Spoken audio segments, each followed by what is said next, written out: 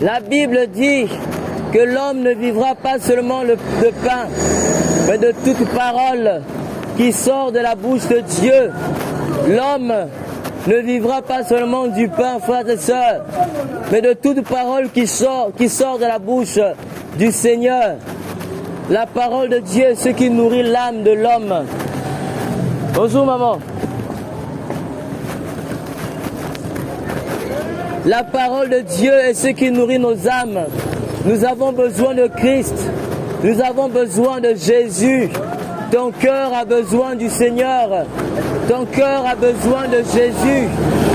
Cesse d'endurcir ton cœur au Seigneur. Cesse d'endurcir ton cœur à Dieu. Réveille-toi et prends conscience. Réveille-toi mon frère. Sors du péché.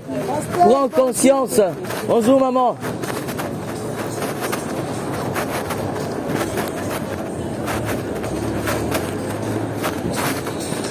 Il est temps de se réveiller et de prendre conscience. Bonjour maman.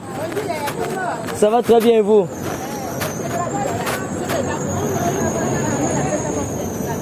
C'est en train d'enregistrer. Ah. Après je vais partager aux autres. C'est ça. Merci. Le Seigneur Jésus veut te sauver. Le Seigneur Jésus-Christ veut te libérer mon frère. N'endurcis pas ton cœur à sa parole. Seul lui peut te libérer. Seul Jésus peut te changer. Seul Jésus peut apporter un changement à ta vie. La Bible dit dans Matthieu 4, verset 4, car la main de Dieu, car l'homme ne vivra pas seulement de pain, mais de toute parole qui sort de la bouche de Dieu. Nous devons vivre de la parole de Dieu, frères et sœurs. L'âme de l'homme est nourrie par la parole du Seigneur. L'âme de l'homme est nourrie par l'évangile. Nous avons besoin de l'évangile de Dieu afin de nourrir nos âmes, pour que nos âmes soient remplies de paix, pour que nos âmes soient remplies de joie. C'est la parole de Dieu qui peut procurer à ton cœur la paix. Bonjour maman. C'est la parole de Dieu qui peut procurer à nos vies la paix, la joie, la sainteté, l'assurance. Quand tu as l'esprit de Dieu en toi, tu vas maintenant faire les choses en étant conduit par la parole de Dieu. Tout ce que la parole de Dieu dit, tu vas le faire. Parce que la parole de Dieu, c'est ta vie. Ta vie, c'est pas celle que tu mènes maintenant là. Ta vie, c'est dans la parole du Seigneur. Tu dois prendre ce temps pour Dieu. Tu dois consacrer un peu de ton temps au Seigneur. Il n'est pas question de savoir quelle est ma religion. Non, j'ai pas de religion. Prie chez toi, Dieu va se révéler à toi. Oh, je ne l'ai pas écouté parce que lui, il parle de Jésus. Parce que lui, il est catholique. Parce que lui, il est protestant. Parce que lui, il est chrétien. Je suis seulement disciple de Jésus. Amen. Parce que Jésus est venu à la croix pour sauver les hommes. Il n'est pas venu à la croix pour sauver les religions. Il n'est pas venu à la croix pour sauver un homme quelconque. Il est venu pour nous libérer de nos péchés. Il est venu pour nous libérer de la mort. Il est venu pour nous libérer de l'enfer. En venant à la croix, il n'a pas fait la distinction des religions. Il n'a pas fait la distinction des corps. Non, ça c'est le corps des saints. Ça c'est le corps des sales, de ceux qui ne sont pas purs. Vous savez que Jésus restait tout le temps à côté des gens qui n'étaient pas saints. Amen. Il restait tout le temps à côté des gens qui n'avaient pas de bonne vie. Moi, lui disais tout le temps, mais Jésus, pourquoi tu restes tout le temps à côté des gens qui ont de mauvaise vie, à côté de prostituées, à côté de voleurs? Il a dit que ce ne sont pas les bien portants qui ont besoin de Dieu, qui ont besoin des médecins, mais ce sont ceux-là qui sont malades à l'intérieur de leur cœur, qui ont besoin de la parole de Dieu. Amen. Ce sont ceux-là qui sont malades, qui ont besoin de Jésus. Jésus restait tout le temps à côté de ces personnes-là qui avaient des mauvaises vies, parce que lui, c'était la vie. Il ne pouvait pas se faire influencer par les autres. Au contraire, c'était sa vie qui influençait ceux et celles qui se rapprochaient de lui. Amen. Et ceux qui se rapprochaient de Jésus, automatiquement, ils ne pouvaient pas rester une semaine avec Jésus sans que leur vie ne soit changée, sans que leur vie ne soit renouvelée. Ils vivaient des choses de chaque jour, telles que Pierre. Il vivait des choses avec Dieu, avec Jésus. Il vivait des choses avec le Seigneur. Il mangeait, il dormait, il s'asseyait avec le Seigneur Jésus. Et il vivait des choses. Voilà ce genre de relation que tu dois avoir avec le Créateur. Amen. Quand tu es en relation avec Dieu, ta vie doit changer. Ta vie doit avoir un changement. Amen. Ta vie doit avoir une autre tournure. Ta vie doit avoir une autre face. On ne va plus t'appeler, je ne sais pas le nom que tu avais dans le monde là. Arrobase Kobolo, je ne sais pas, arrobase tueur, assassin. Quand on va te voir, on va dire non, celui-là, il est devenu chrétien. Ce n'est plus un assassin, c'est maintenant un enfant de Dieu. Quand tu passais tout le temps dans le quartier, on t'appelait le dragueur, la dragueuse. Quand on te voit maintenant, on voit l'image de Jésus. Tu changes de nom, on t'appelle maintenant l'enfant de Dieu. Comme j'ai une soeur là au Gabon, elle était musulmane, elle a entendu parler de Jésus. Aujourd'hui on l'appelle la chrétienne. Alléluia. Toute sa famille est dans l'islam. On s'est connus en 6e, je l'ai parlé de Jésus, c'était compliqué. Lui-même Jésus a touché son cœur, moi je n'ai fait qu'apporter la parole. C'est Dieu qui l'a changé, c'est pas moi. Alléluia. Moi je l'ai seulement parlé de Jésus. Elle est musulmane, sa famille est musulmane, arrière-parents musulmans. Moi, je n'ai seulement parlé de Christ. Et lui-même, Jésus, il a fait le reste. Et aujourd'hui, c'est elle qui parle encore de Jésus. Alléluia. Quand on passe quelque part, on dit bonjour la chrétienne. Alléluia. Quand tu acceptes Jésus, ta vie prend une tournure. Ta vie change. Il y a maintenant un changement. Tout va changer. Partout où c'était noir, là, ça va devenir blanc. Partout là où il y avait les ténèbres, il y aura maintenant la lumière. Parce que tu as décidé de suivre Jésus. Parce que tu as décidé d'accepter Jésus. Parce que tu as décidé de renoncer au péché, de renoncer à la religion des hommes, de renoncer à la religion des parents, de renoncer à la religion, aux religions ancestrales. Et tu as décidé de suivre Jésus qui est la vie, qui est la main cachée, qui est le pain vivant. Le prince de la paix, le roi de gloire, le seigneur des seigneurs, l'alpha et l'oméga, le premier et le dernier. Quand tu fais ce choix-là, il y a un bouleversement dans ta vie. Tout change.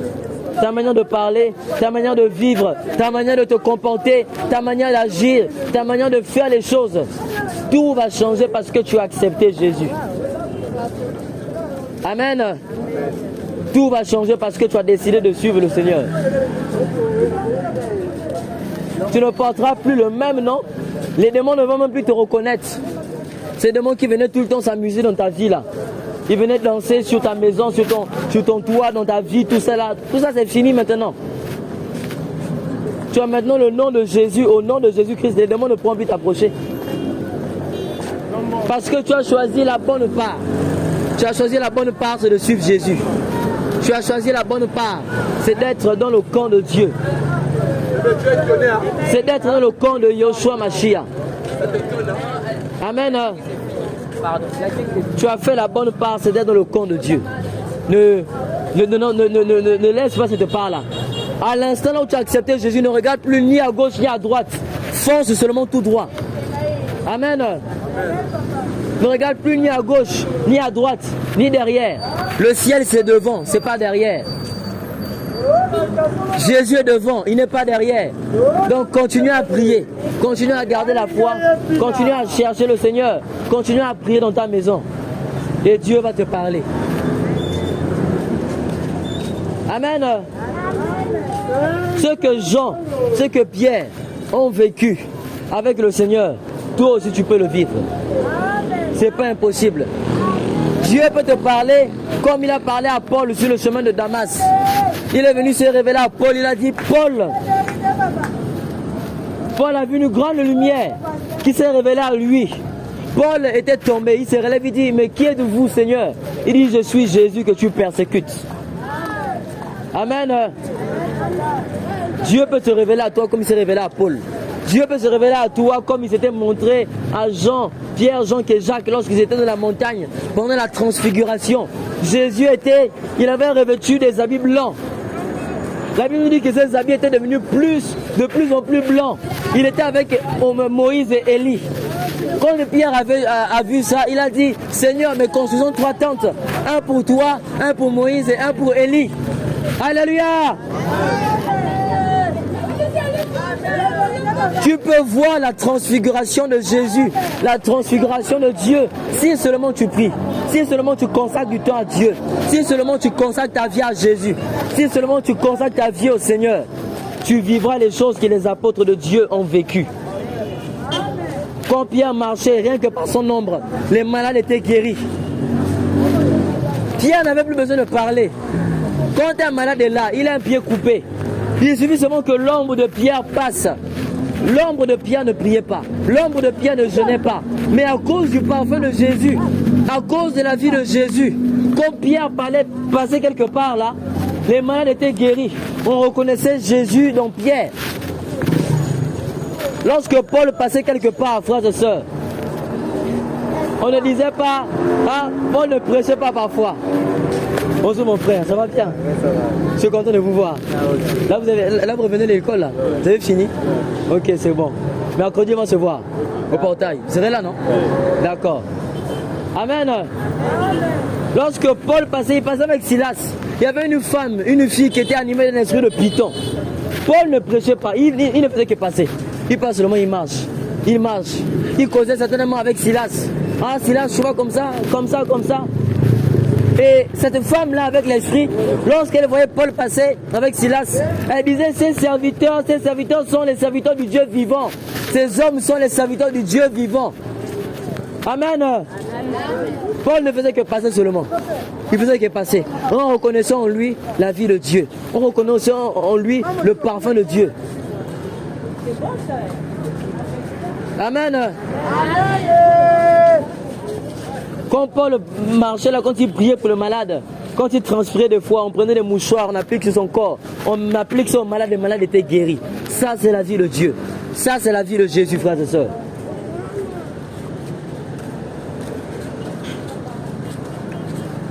À chaque fois qu'il passait, cette fille-là témoignait. Ces hommes sont les serviteurs du Dieu vivant. Paul, à un moment, il a discerné. Il a dit non, ça c'est pas normal. Ça, c'est un démon. Il a prié pour la jeune fille. La fille a été guérie au nom de Jésus. À cause de la délivrance de la fille, Paul avait été persécuté. C'est pour te dire quoi, là où tu es là, si tu as accepté Jésus et que tu t'attends à vivre une vie rose, laisse-moi te dire, tu seras persécuté à cause du nom de Jésus. Tu seras éprouvé à cause du nom de Dieu. Tu seras persécuté parce que tu as choisi de suivre Jésus de Nazareth. Il faut en fait, il faut être armé. Il faut que ta pensée soit, il faut que tu te dises dans ta pensée là que les attaques ne doivent pas m'étonner. C'est pour moi. C'est normal que je sois attaqué. C'est normal que je suis dans les souffrances. C'est normal qu'on me diffame. C'est normal qu'on me critique parce que j'ai choisi la bonne part. Parce que j'ai choisi un bon chemin. Et je ne dois pas regretter le chemin de Jésus. Tu ne dois pas le regretter. Au contraire, tu dois être fier de la vie que tu as donnée à Jésus. Tu dois être fier de ta vie que tu as donnée à Jésus de Nazareth. Ne fais plus marche arrière. Tu sais pourquoi on te persécute? Tu sais pourquoi on te poursuit? Tu sais pourquoi on te condamne? C'est pour refroidir ta foi. Maintenant, si toi tu te laisses avoir, tu vas aussi refroidir ta foi. Voilà l'erreur. Si tu ne fais pas attention, ta foi va se refroidir.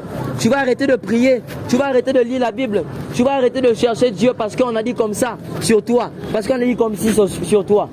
Et c'est là l'erreur. Là, le diable aura atteint son but.